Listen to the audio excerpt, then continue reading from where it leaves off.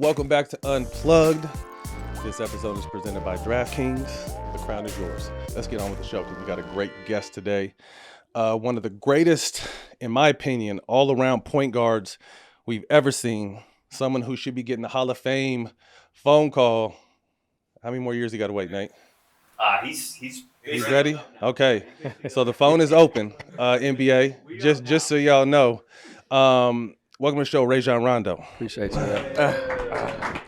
My dog. Appreciate you stopping by, man. You got a lot of great things going on. Congratulations at 39. You just graduated from Kentucky. Yes, Better late than never. I love sir. that. Talk to me what was behind you going back and just what was that experience like? Did you get a chance to go in class and be with some of the kids? What was it like? You know, like what you just mentioned, you know, at a tough time in my life, I had a lot of downtime and dropped my kids off at school. I had another 5-6 hours to do nothing. Right. And shout out to my guy, Mike Stone, academic advisor from University of Kentucky. He was there when I was back in college. He's still there, and he always called me every summer. Hey, come back. Nah, next year. So now when I retired, I was like, you know what? Let me find purpose, a new reason for purpose, and getting up every day, going to school, being around the young students. It was great for me and my family, gave me motivation. I would drive an hour a day to Lex. And like I said, that time they would think. I couldn't make it. The class was only 5 minutes away from me. I couldn't make it. You drove an hour. Yeah, I drove out. I mean, I love to drive. I'm a driver. Everybody know me, my family. Yeah.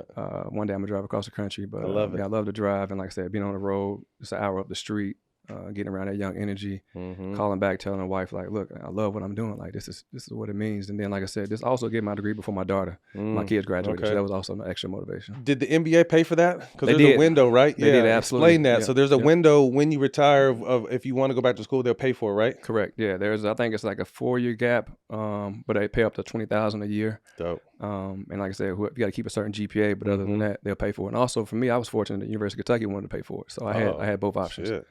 They should have gave you that extra NIL money then. Your second season with the Bucks, I remember talking about going into the situation. We haven't talked since you've been in. This year, your role has increased a little bit. Explain what your role is and you know what you love about it. Obviously, I know your end goal is to be a head coach, and I feel like in the next 2 or 3 years that's going to happen. But what is your experience like this year, sitting alongside someone we both know very well, Doc Rivers? That's my guy. You know, shout out to Coach. One of my greatest mentors I've ever had in my life. He's always been real, impactful in my life, very honest with me. And like I said, always uplifting. So I've told the story before, but again, he came to my wedding a couple of years back and was like, get your ass in Milwaukee. So ever since I've been last year, the biggest difference from last year and this year is me being able to be on the bench. And last year, funny story, the first time I was on the bench was against the Celtics. After the game, Anne Marie gets a call saying that we could have forfeited the game or lost the game because I was on the bench. They had an extra coach. Last year, my title was coaching consultant, and this year it's more coaching assistant. So that's what I'm fortunate now this year, being able to, when I'm in Milwaukee, be able to get on the bench and talk to the guys in game, because me being in the back or on the sideline, I think it doesn't benefit anyone at all. Like I can help you after the game or before the game, but that was my greatest strength, is being able to help my guys in live moments during the game. You've had a lot of guys before this opportunity that would reach out to you for mentorship and training, and I think there's a preconceived knock on this generation that they're hard to teach, they're hard to coach. We both coach our children and coach kids younger than them. What is their openness and receptiveness been to you in their ear? Very humbling. I mean, so many young guys reach out, and when I talk, their eyes are big and wide. So it's like, to have that type of respect from the young greats, next generation, is very humbling. And like I said, for me, it's only right. It's only right for me to give the game back, pay it forward. Guys like, Kevin Garnett, Paul Pierce, my older vets, that's what they did for me.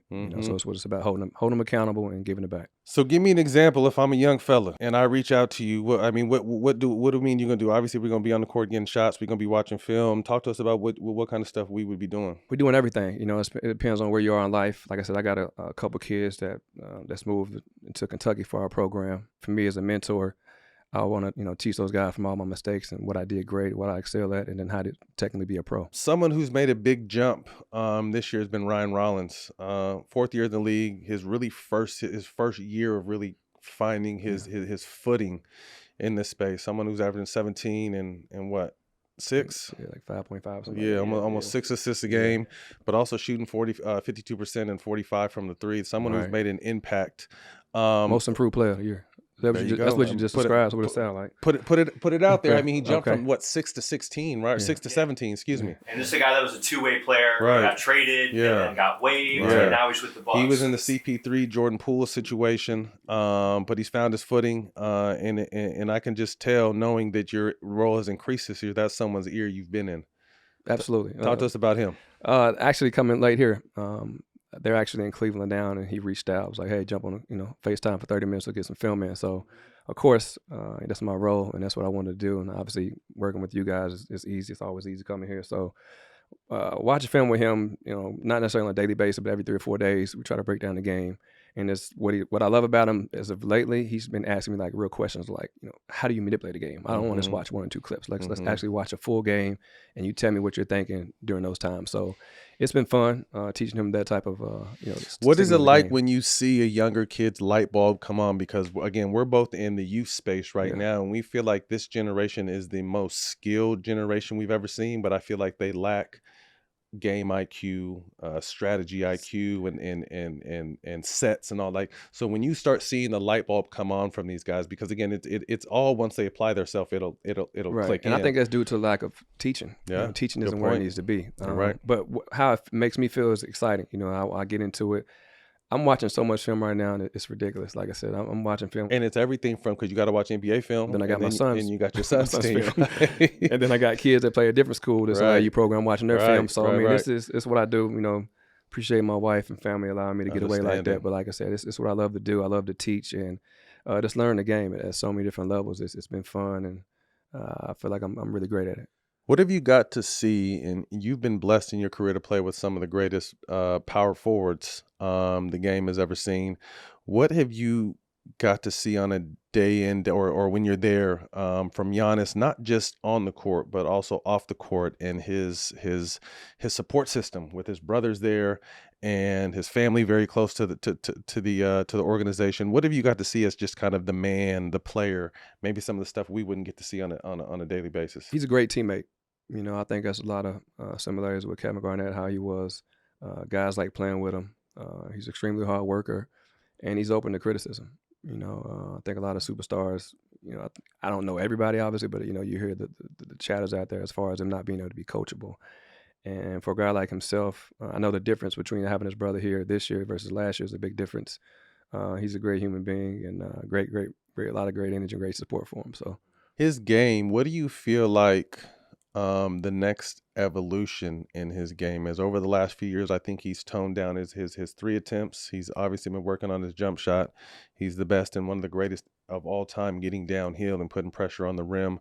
Where do you see as someone who really thinks and sees the game? And for him, what's he having, 6 assists this year? Yes. Someone you feel like is the best pure passing big possibly in the game next to Jokic. What do you feel like the next step in his game is? Oh, great question. I think we challenge him every day on the staff is, just being a better communicator on defense. Being able, like I said, for him being a veteran, a champion, he's seen all the defenses, all the offenses that they're all pretty much the same now.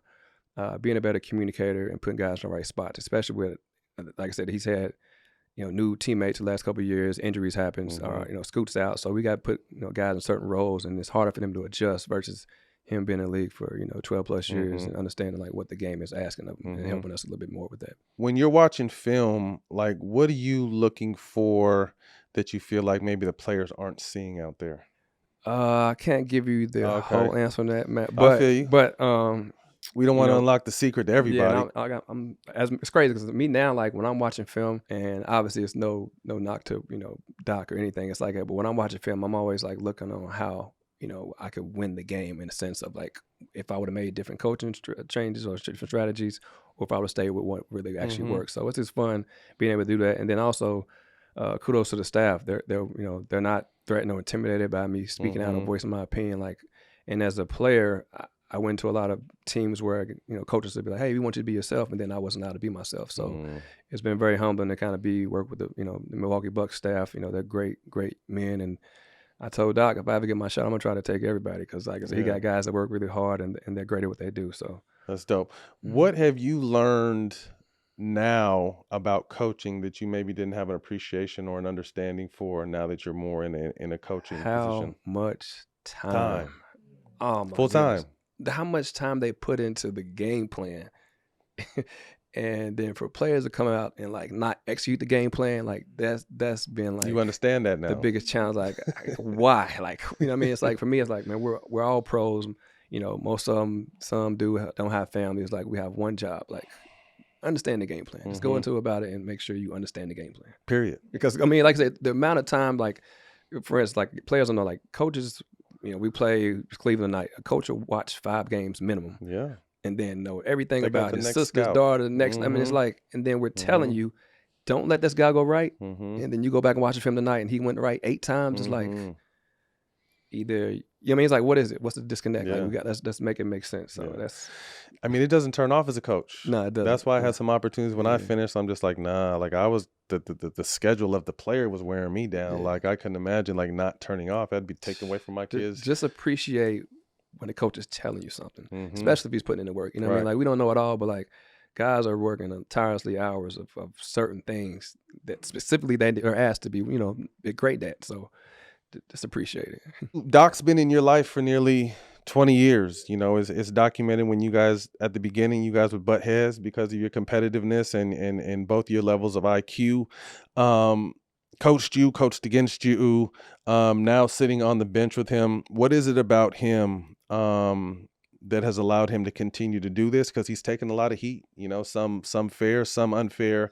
Where do you think he kind of still finds the drive to do this? I mean, this is who he is as a human being. You know, he's a great person. He loves to teach, you know, kind of like myself. I feel like I have a lot of similarities with Coach, and you know, he's an underdog. You know, he always wants to prove, you know, himself. And like I said, just overall, he loves to help. You know what I mean? He loves helping people. He puts a lot of people on. You know, I can't say anything negative or, you know, some shady shit he's ever done in my life. Like I said, other than when we got into it young. But again, I was a kid trying to figure out, you know, my role and my strength on that team. So he's always been genuine and honest. You know what I'm saying? He has great people around him. Shout out to Anne-Marie. She's the GOAT in her field. Yeah. So like I said, I mean, you obviously know. Yeah. For me, let's say he's always been honest with me. And like I said, even then we'd have great moments on the court or as a coach player. It was always respect to where we were always trying to do the same thing, which was the greater good for the team. I mean, we had our differences and definitely bumped heads, but at the same time, there was still a respect I had for him because I appreciated the work he put in, and one of the greatest communicators and motivators I've ever been. That part. That motherfucker. Well, have how you ready. ready? I'm running straight through this wall right here. He will have you ready for game 7. war. Yeah. So, and I appreciate that. Not to cut you off, but I want to say, like for me, like from day one, even when I was working with him back in Boston with Thibodeau and Lawrence Frank, like he always empowered his coaching staff. And that's what I like. A lot of coaches don't do that. I played for a bunch, obviously, in my career, but like even now, fast forward to Milwaukee now, I mean, Greg Buckner, Darvin Ham, Dave Yeager, like he allows all of them to be themselves, like have a voice. And like I said, I love how he empowers them. Do you have a funny story that you could share about you and Doc button heads early on? I don't know if I got told maybe the when I blew the TV up, got fined $20,000 for busting the TV. What happened? Talk to me about that. We were watching film, and so what year in the league is this for you? I forgot, it was maybe 2009. So it's probably my 3rd year or something. Like I said, we were playing Detroit Pistons, and you know, like I said, I watched film the night before, so we come in and we in the locker room. I think I'm across from Shaq, Jermaine O'Neal, Kevin's down there to my right.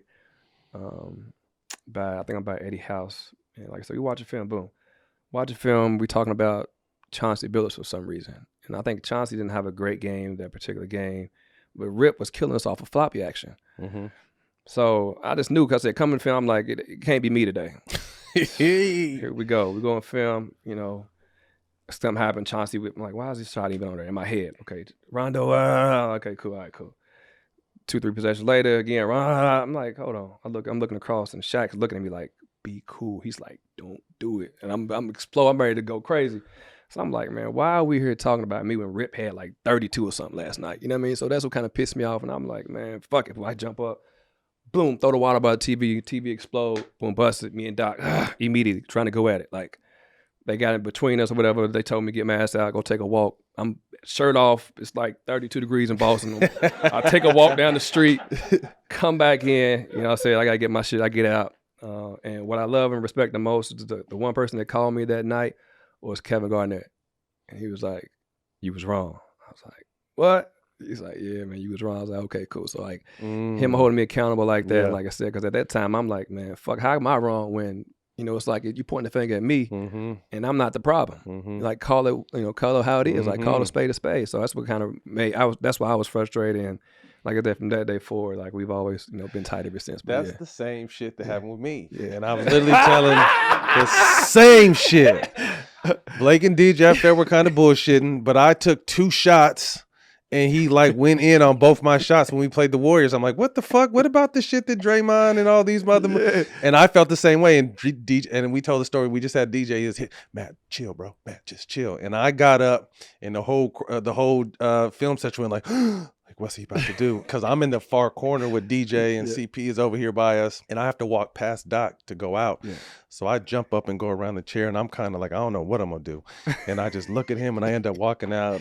Go watch the DJ episode when it drops. I don't want to bore us with all that, but it's the same shit. Like I felt like he felt like he needed to come through me to get to them, or similar. But I was too young in the game for that. Yeah, I mean, I was OG in that's this how I place felt. too. Like, hold on, man, you got all the biggest over here, the big 3. Like they got to eat that, bro. Especially when it was daytime. You know what I mean? Right. Get That's called funny. upon. That's exactly how my shit went down. You got to get Jermaine O'Neal up here too. We haven't had J.O. yet. We have had J.O. Yeah. He got a story. He came in with some Timbs on one day, but that's. Let's hear about it. I got to let him tell it. You know, he wanted to fight Doc that day. Oh, with some Timbs on? Yeah, with some Timbs on. Like, he came to the gym like, man, let's get it. So, Doc probably got a hell of a lineup. Man, I'm telling you. But wouldn't back down from none of us. No, man. Yeah. Ain't backing no, down. He'll get his ass whooped.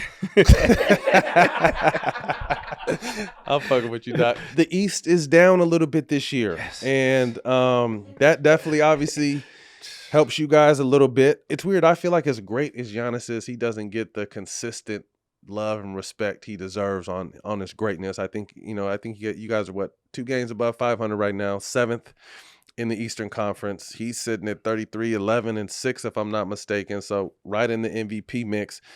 You guys, it looks like things are starting. What do you feel like with this team? And I think you pointed out a very important piece. His obviously injuries are big, but his teammates keep rotating. He's getting new guys.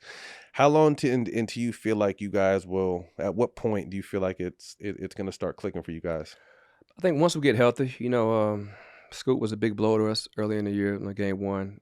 Our starting point guard. So obviously that's why you see the jump from Ryan Rollins being productive this year. So I mean, just having moving parts. TP just went down. So like I said, there's our guys that we pretty much count on have been injured, which a lot of teams in the league have. Not excusing, but at the same time, we just gotta adapt and continue to try to find ways to win games. The evolution of the point guard. Rick Pitino said this. We'll take a look at it real quick. There are no point guards anymore. I mean, if you find it, you'll probably describe him as a guy who can't shoot. What's Jalen Brunson? He's a combo scoring guard. I don't think he's looking for the assists. I think he's looking to score, and thank God he is.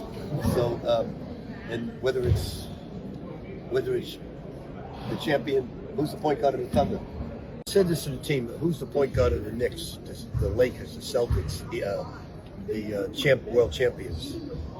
The point guard is totally done in basketball. The days of John Stockton are long gone. There are no more point guards. Chris Paul's probably the last one.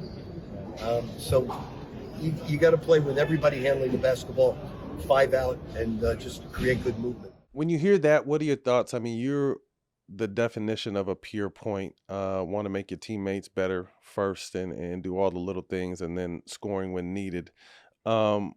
We've seen an influx this year with like the Houston Rockets not starting a point guard. Cooper Flag started. Bucks. Bucks. Dallas, Phoenix, teams that are good. I think obviously with the Houston and Dallas is riddled by injury.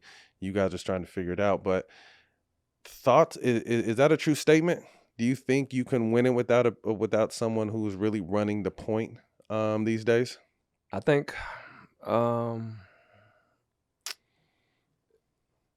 the Thunder just did it, I believe. But for me, I think it's the level of the IQ of the team overall. And then a lot of teams don't have the IQ of the Thunder organization or like the Houston Rockets, with Udoka. I think it's primarily with him, how he's allowing guys and how they're able to understand and execute the game plan. Because a lot of teams that I'm watching and seeing when I'm watching the film, is like they need a point guard. Yes. They need someone that can run the show. And even like a game one, I believe, when the Thunder and Houston played. You need a point guard like, hey, KD didn't touch the ball. So I know if I'm in the game and KD didn't touch the ball in 8 possessions, like you need a point guard. So it's like a coach can only do so much. You're managing so many different things, and a point guard is the extension of the coach on the floor. So it's like when you're not executing, when you come down and run 2 sets in a row, and then the third time you try to go away from it, a point guard understands to when and where to get guys the ball. Yeah, I think of Houston when I think of this because it's Sengun and KD getting the ball out of their spots. They're great players. They're gonna make it happen. But to your point, knowing when to get them the ball in their spots to make them be the most effective. Although they're one of the highest scoring dudes, but you see late in games, that's not necessarily either of their forte in their career. They usually got to their spots, and then that's when they're some of the best in the world. So yeah, I definitely still feel it's important to have a point guard just for everything you said, but it'll be interesting to see. To your point, not everybody has a high IQ and understand the game the way those OKC guys have been able to buy in. Transitioning a little bit, flag football guy, huh? That's what you out there slinging that pill. What's going on? A lot of people don't know you loved football growing up. I did. Thanks to my big bro over here. Okay. Taught me everything I know as far as football in the game. Like I always wanted to be ahead of the curve, whether it was him teaching me early on math problems or being on the football field, being number one. So I always had an early love for it. I actually thought I was going pro in football at a younger age. So to be able to go back and play flag football this past summer has been fun. Football dreams, I call it, going out on Sunday. But I had to stop playing because my shoulder started hurting. Did it? You had to work, huh? You gotta really put the work in. Yeah, so like I'm gonna take some time off. You might catch me out here in 2028 Olympics. I was about to say, what if they give you a Tommy John right now and have you ready for 28 to be out there slinging that thing? Nah, but hopefully I'm a head coach somewhere by 2028. But like I said, I can't do it all. But like I said, I do like to keep my options open, and I love, like I said, just exploring new things. So. Did the NFL flag hit you up, or anybody hit you up when they kind of saw that? Yes, they did. Oh, really? I got the text message about a week ago about possibly being in the Olympics 2028. Really? Trying out stuff like so that. That's what they're gonna give you a chance. Yeah, they asked me was I available in June, July, I think of 26 next year. So we'll see if I take that. If I don't have a call from NBA team by then, I might dip with that. I'm gonna bring a camera myself out there and just follow you around. If one's here, then one's I think in Atlanta. So I'm gonna be here. Yeah, yes sir. With me manning the camera. We gonna document that shit. We Fatherhood, obviously a huge part of your life. I mean, you play a father to a lot of kids that aren't yours. Right. The way you mentor and love and want to give back. But you do have 3 babies, right? Correct. And 4. 4? A son who I know and got a chance to see, a daughter who just is in college right now for volleyball. Playing Bama, yeah. Talk to us about fatherhood and your DNA being passed to your kids. What it's been like to kind of coach, dad, mentor. There's a tough balance of not our kids hearing too much of our voice. Yeah. What is all that? How have you navigated this space? Oh, it's been amazing. Let's start with my daughter. She's she's my oldest. I have an older stepson as well. He's younger, but my daughter Rael, she's at Bama now, and like I said, coming into the season, I didn't expect her to even play. We joke and laugh about it, like watching her play at Kiva, which is the AAU program. 6 months before the season started, I'm like, we got work to do. And so for me, be able to see her now, fast forward, I think I just saw her play 2 days ago, one of her last home opener season games this year. I mean, I damn near cried watching her play. That's dope. The way she's controlling the game from her perspective, in her volleyball world, she's like the point guard out there on the floor, and being able to call certain sets out or telling, her hitters middle, left, or line. It's been fun, and like I said, humbling at the same time because she reminds me so much of myself, being able to, because she's 5'6", on a good day. These girls out here 6'5", super athletic.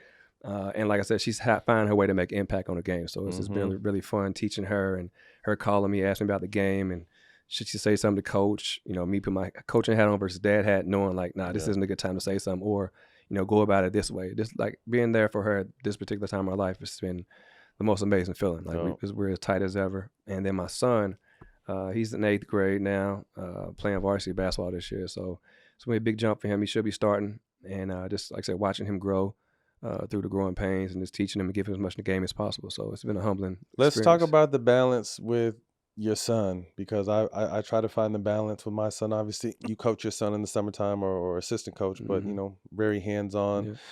Talk to people that may not understand what your point of view, because it's very similar to mine, is as far as not being the dominating voice constantly, because we always have to be dad. Right. And then coach is walking that, because sometimes we want to wring these little motherfuckers' necks because they're not listening. But like, talk about like the balance of not them having to hear our mouth too much. Yeah, I mean, I think I think you got to obviously ask him, but I think I'm doing a hell of a job of when I first started coaching him to now, to where I'm kind of, you know, maybe the 4th or 5th option in the sense of what he's hearing, you know, on the court, off the court. I got a great group of men around him that's able to tell him the same messages that I want to relate to him. And again, we're dads, so we can't always be that voice, because he's like, I don't want to hear it, I want to turn it off. And at times, I just need you to be dad. Like, fuck basketball. Like, let's just go out and have a good time, father, son, and let's talk about other things in life. So for me, I'm trying to continue to do a great job at it. You know, at times, you know, I've been to therapy with him, you know, just trying to figure out how to be a better father, when to get that balance in right and wrong. And like I said, just keep growing, and then sharing my experiences with guys that have sons themselves, you know, asking questions, you know, Jalen Brunson's dad, Jalen Brunson, you know, so it's just, you know, it's been fun and just learning. I do a lot of shit on Instagram. My twins will be the first to tell you, where I'll find clips of players saying what I've been telling them, and I send it to them. Do you do that shit too? All the time. All day. I mean, the greatest. Kobe like says it, Steph says it, KD says it, Bron says it, MJ says it. And his whole Instagram, his DM is flooded of those. No, I send it right to our group chat. Fuck it. You gonna see my shit when I want you to see. But same thing. Yeah, I mean, all the time, like I said, because I'm like, we're all saying the same thing, but we just obviously want the best for you. Like, these are the guys that are saying the exact same thing your dad is saying. Please listen. Same thing. You guys were fortunate enough to be able to be accepted to Junior EYBL. Yes, Congratulations. Sir. That is hard something. for that one. It ain't need people to understand, man. It's a real politicking situation. No, just because you Rondo get in, we've been on the search about 4 years now. But congratulations. Appreciate it. Junior EYBL this summer. And then, damn, he's off to high school after that. Yeah. But this summer he's going into high school. This summer he's going to, but we ready to kill it though this summer. I ain't gonna hold you. We locked in. Get to it. And we want all the smoke. Yeah. Let's get it. I love it. Yeah. Yes, sir. Before we get out of here, you know, obviously us being former pros and our kids striving, did you get a chance to see Shedeur at all yesterday? I didn't. In the second half, I felt like they put him in a trick bag somewhat, but you know, no reps with the first unit at all, even though he was a second string or third, whatever they want to call him. Made some solid throws, made some mistakes, had some balls that his team his guys should have caught, but I just think overall for him to be able to get out there, it's been real interesting over there. It's just like, it's almost like, you hate to say it, but I think the writing's on the walls. There's some weird energy over there with him not being able to get an opportunity to get on the field. What are your thoughts on that? I just feel cream rise to the top. You know what I mean? And like I said, whatever they throw at him, whatever he's doing, like I said, he has a great role models ahead of him, and he just got to stay the course, continue to be a humble kid, keep his head down and keep working, because he's going to get an opportunity. And when he does, then everybody's going to eat their word. So got to be ready. Plain and simple. Last but not least, I opened the show with it, and I'm going to close with it. 2-time NBA champ, 4-time All-Star, 4-time All-Defense. It's a 3-time assist champ, All-NBA, All-Rookie. When I list off your accolades and your impact on the game of basketball, tell me what the Hall of Fame would mean to you. You know, to me, I'm already in the Hall of Fame. This is the wildest shit that's ever, like, my experience in life is the reaction of people, like, when they see me, like, everywhere I go for the last, 18 years, it's been damn near every night I could cry because of how people receive me. It's like from babies to adults to kids, it's like, and they just want to say, what's up? I mean, even when I played, I'm in the club, I'm in the streets. I mean, it's like everybody from all genres of life go to Dubai. It's just people everywhere I go. Last 15, 20 years of my life have like always like been amazed to like be in my presence. So for me, like if I die tomorrow, like I said, that's the best feeling I can ever have. It's how I'm able to impact other people. Because me, growing up, I never really looked at people in a sense. You know what I mean? I didn't really, it wasn't fanatic, or I didn't really watch sports growing up. I was just a kid outside being a kid. So to have people react to me the way they do, you know, I'm already Hall of Fame. That's beautiful. I remember, and it brings me back when I first met you, bro. I think you were still in high school when you came and fuck with Bibby that summer. Oh, yeah.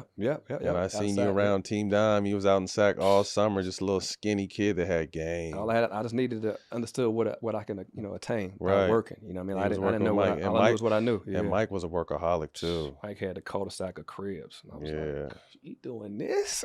Mike was Let me get right to the gym. Yeah. I mean, that was this. It was, man, he had his whole family in the cul-de-sac, man. I was like, you know what, this is what I want to do. Shout out to Mike. Yeah, definitely shout out to Mike. They play UCLA tomorrow in LA. Sac State. For real? Yeah, he's coaching What Sac time? State now. I think they got it, and I actually got Is a it ticket early? too, because I got to leave. Because I got tickets for Ticket and Paul.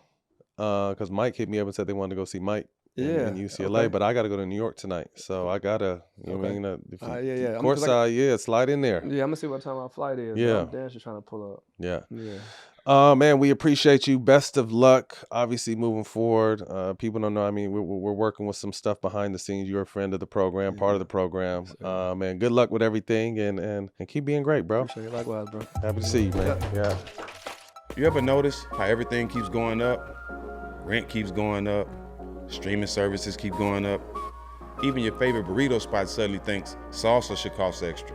But with Boost Mobile, you and your phone bill don't have to play the "will this go up soon" game. Why? Because Boost Mobile has unlimited talk, text, and data plan at a price that'll never go up. In fact, it's the same price you'll pay for life.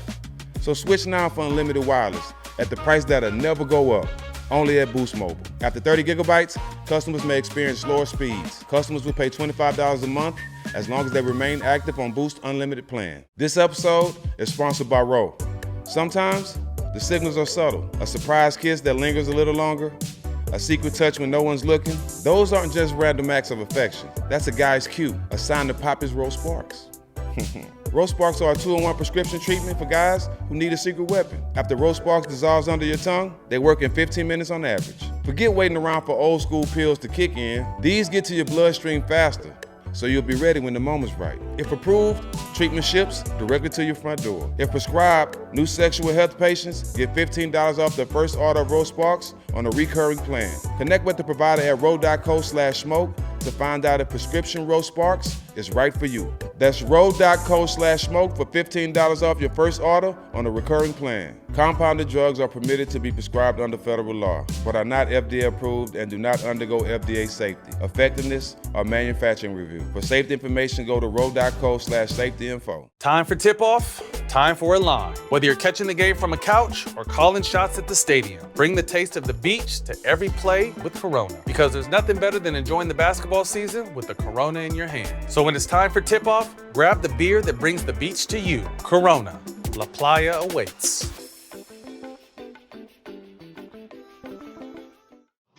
As you guys know, I don't play when it comes to sneakers and shoes. So you better believe for my holiday, I'm gonna be rocking with StockX. They have all the releases I ever wanted, whether it's OG Jordans or the latest drop from my favorite, Travis Scott. StockX is where sneakers and streetwear meet culture. Plus, their market data lets you know exactly what everything is worth so you can get in where you fit in for the holidays. Trust me, hitting up StockX.com for the holiday shopping is the best move you can make. StockX, now you know.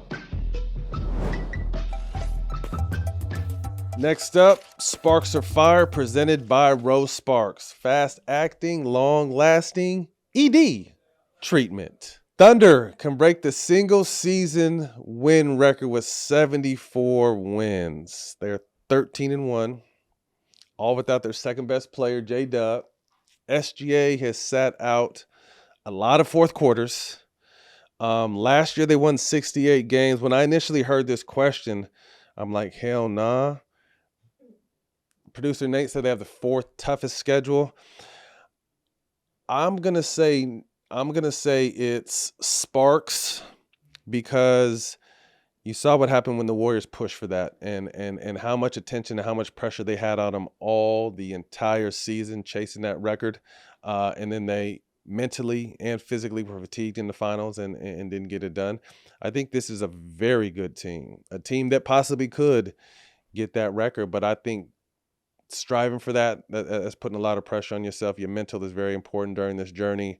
Guys sit out a little more these days than they did. So I would say Sparks, because I think they can be defending champs, and I think that's more important than getting 74 wins. This Pick 6 segment is presented by DraftKings. Wednesday night games, Rockets versus Cavs. Sengun is having a great year, going up against Jared Allen and Evan Mobley. I think he will have less points than DraftKings Pick6 has him slated at. Next up, Steph Curry heads to Miami, and he's been on a burner. They got my boy Off Night over there, Davion Mitchell. Tough nickname. He's made Steph work. But Steph's on the heater right now. I think he's about to sign with Nike and wear some Cobes. And if that happens, the league is in trouble. I think Steph Curry's going to have more than DraftKings Pick6 has him slated at. Shout out my brother from Stoner Sports 60 for the weekly 60-second Stoner recap. This week, they're highlighting our guest, Rajon Rondo. Hey, real talk, Rajon Rondo, one of the most underrated point guards of all time. That boy Doe is a ball fake demon. Where the hell you going, Andrew? This is the Stoner 60 presented by Unplugged, the most lit minute in sports.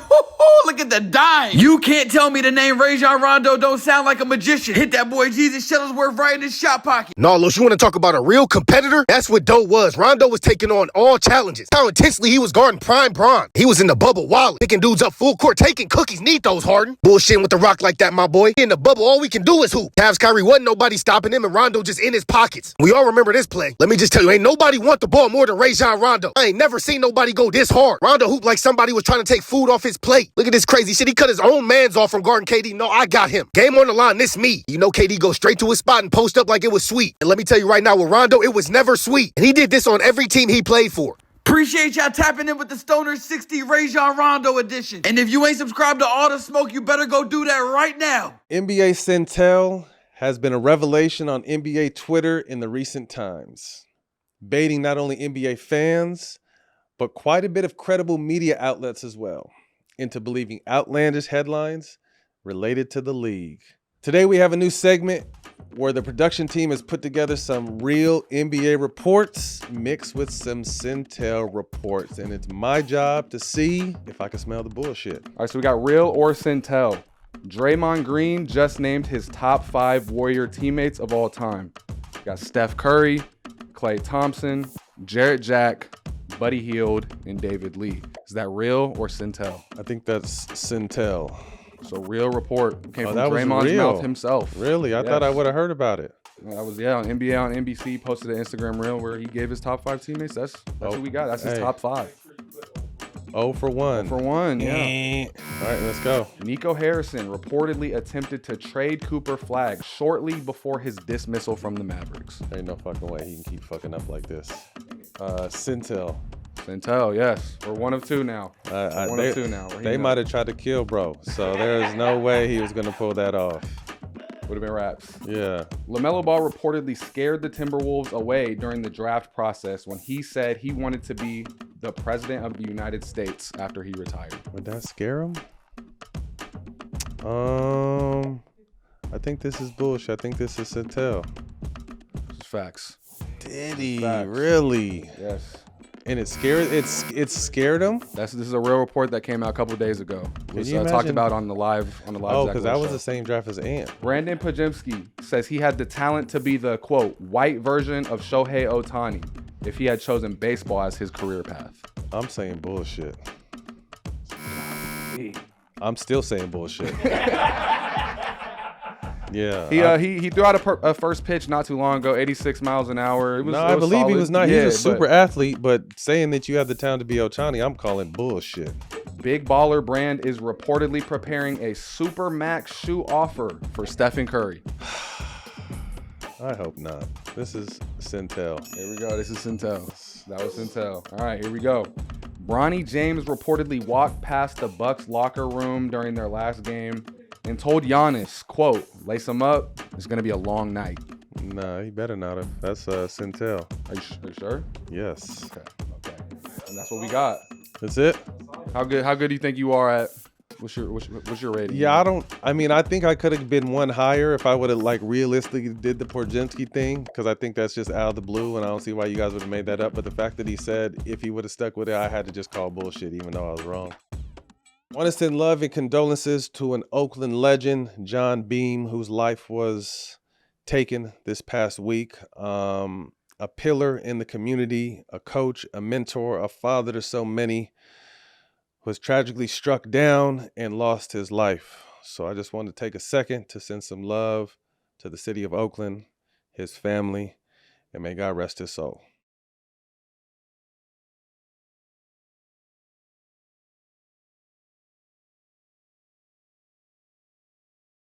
That's a wrap for Unplugged. You can catch us on all the Smoke Productions YouTube and the DraftKings Network. See y'all next week.